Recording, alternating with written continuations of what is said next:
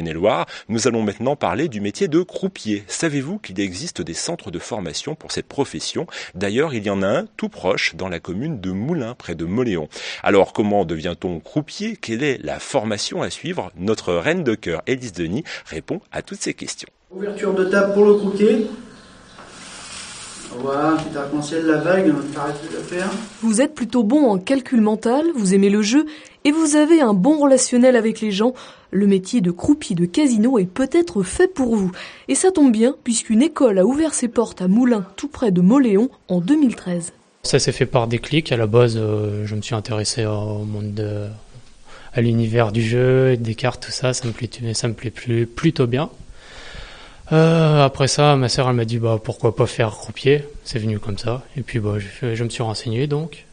J'ai regardé sur internet, j'ai vu cette formation et puis j'ai vu aussi que c'était possible de se la faire financer par Pôle emploi ou qu'il y avait des aides en tout cas.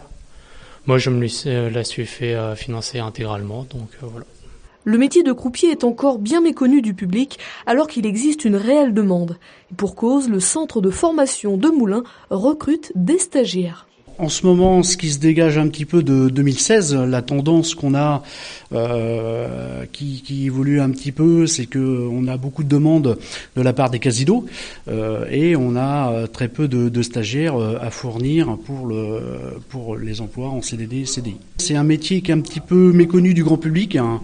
Les jeunes connaissent pas forcément le métier du casino parce que ils ont peut-être pas été encore dans un casino ou ils ont pas encore l'âge. Voilà, c'est un métier un petit peu méconnu du grand public et voilà, on essaye de le faire connaître par rapport à beaucoup de choses. La formation est alléchante pour une personne qui souhaiterait travailler rapidement puisqu'elle ne dure que 6 semaines et débouche généralement sur un emploi. On est en lien avec le casino de Saint-Brévin, le casino des Sables, les Sables d'Olonne, il y a la Baule, on a eu le casino de Vannes l'année dernière qui nous a contacté aussi.